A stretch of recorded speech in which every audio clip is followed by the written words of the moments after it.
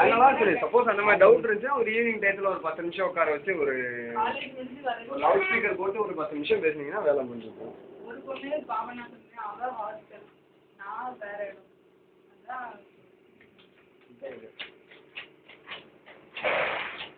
வித்தியாசமா இருக்குல்ல, காம்ப்ளிகேஷனா இருக்கு. ரியல் டைம் ப்ராஜெக்ட் தானே பிரச்சனை. ஆனா அதுல ஒரு லாஸ்ட் ஒரு ஃபினிஷிங் டச் கொடுத்துருக்கீங்க தெரியுமா? It's not just a concept but future. அதை தூக்கி அப்படியே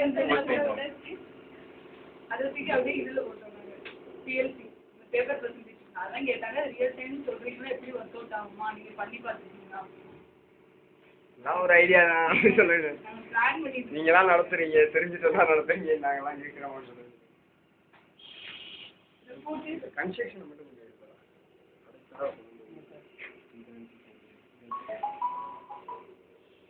ஆஃப் பண்ணிடலாம்.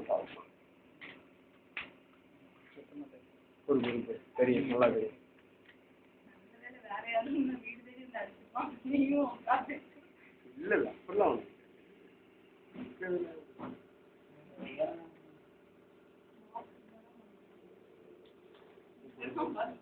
நல்லா எடுத்துடா அடுத்தா எனக்கு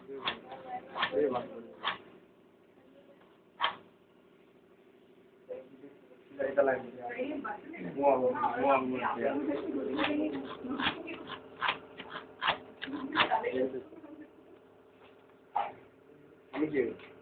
கட் பண்றா இதவா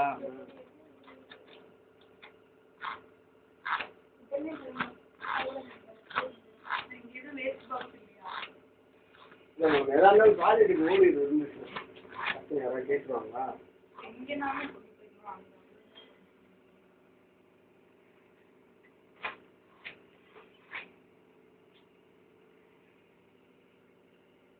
ஒவ்வொருத்தவங்க ப்ராஜெக்ட் நாங்கள் ரெடி பண்ணிட்டோம் சப்மிட் பண்ணிட்டோம்வாங்களா, அந்த பயத்தில் ஃபோன் பண்ணி கேட்டு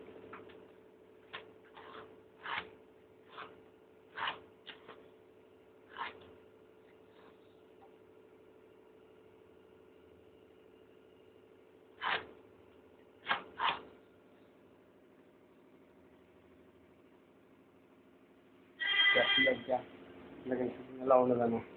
ஆனால் எங்கள் ஹெச்ஓடி கண்டிப்பாக கேட்பாரு, என்னென்ன 230 வோல்ட் தான் வருதுன்னு எப்படி சொல்கிறாரு? ஐயா வச்சு பாருங்க சார், இல்லாட்டி இந்த டியூப் லைட்டு அதெல்லாம் சார் எரியும் சொல்லுங்க.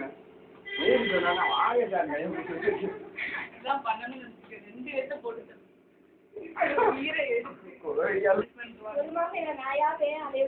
நான் எவ்வளவு ஃபோன் பண்ணி டார்கெட் பண்ணிருப்பேன். அப்ப இவங்க என்ன பாடுபடுத்திருப்பாங்க சொல்லுங்க. கஷ்டம் தான். அப்படியே மூவ் பண்ணும்போது அந்த லைட்டும் பெருவரு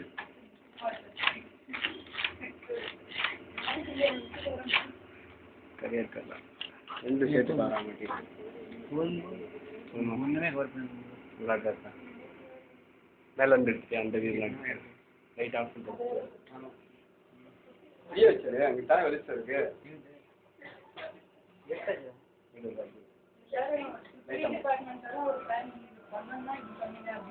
பண்ணலாமா?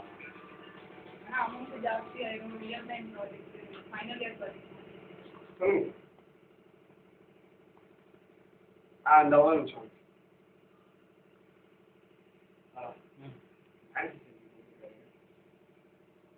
அவரு நான்சி டிபிஎம்